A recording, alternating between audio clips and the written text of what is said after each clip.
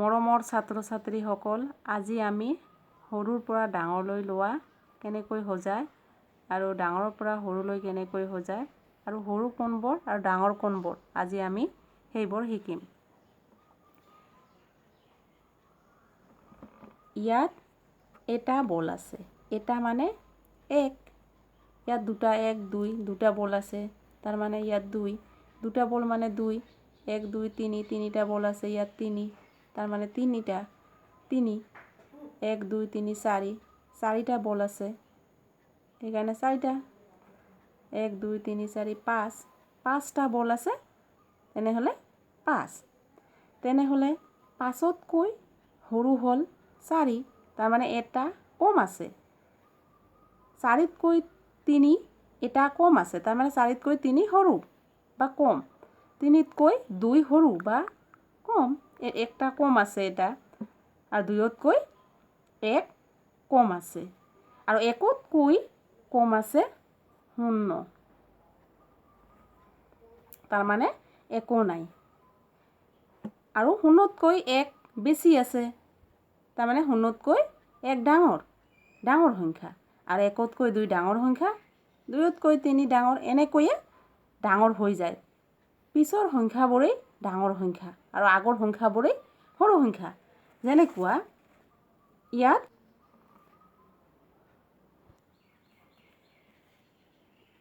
ইয়াতকৈ এইটো সৰু, আটাইতকৈ সৰু আমি একেৰে বুজাইছোঁ।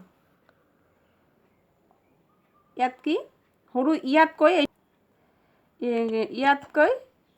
এইটো ডাঙৰ, ইয়াতকৈ এইটো ডাঙৰ, ইয়াতকৈ এইটো ডাঙৰ, এনেকৈয়ে ডাঙৰ হৈ যায়। এনেকৈ বহুত পিছৰ সংখ্যাবোৰ ডাঙৰ হৈ যায় আৰু আগৰ সংখ্যাবোৰে সৰু হৈ আহে। ধৰি লোৱা হওক, তলৰ খালী বাকচত এই চিন ব্যৱহাৰ কৰি কোন চিন ব্যৱহাৰ হৈছে বহুৱা। তেনেকুৱা ক নম্বৰ হৈছে, ইয়াত আছে 7 আৰু ইয়াত আছে 18। 18 নে 7 ডাঙৰ? ডাঙৰৰ ফালে এই চিন ব্যৱহাৰ। 7 এককৰ সংখ্যা, 7 মানে 7টা, আৰু ইয়াত আছে 18। 18 মানে 1 10 8, এটা 10 আৰু 8 আছে, সেইকাৰণে 18টাই ডাঙৰ। 75 আৰু ইয়াত আছে 65, তেনেহ'লে কোনটো ডাঙৰ? ইয়াত আছে 7 10 5, ইয়াত আছে 6 10 5, 6তকৈ 7 ডাঙৰ, তেনেহ'লে এইটোৱে হ'ব ডাঙৰ।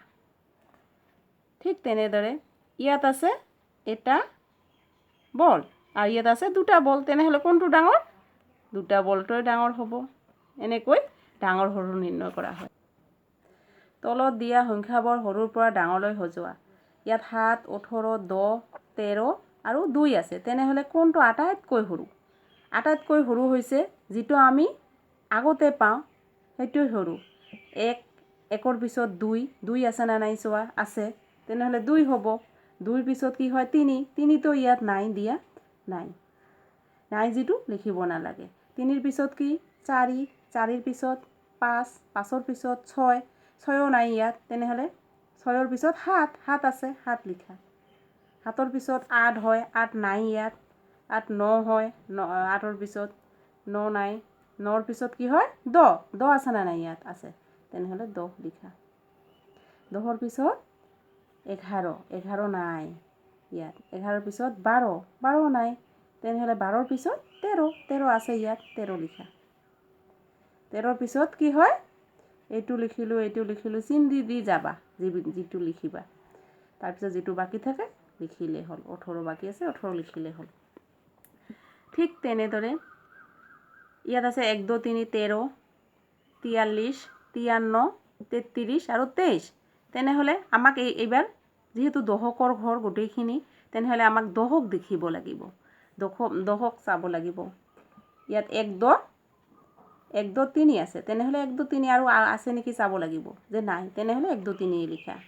1 2 3ৰ পিছত 2 2 চাব লাগিব, 2 2 ক'ত আছে নে নাই? আছে, তেনেহ'লে 2 2 লিখিব লাগিব।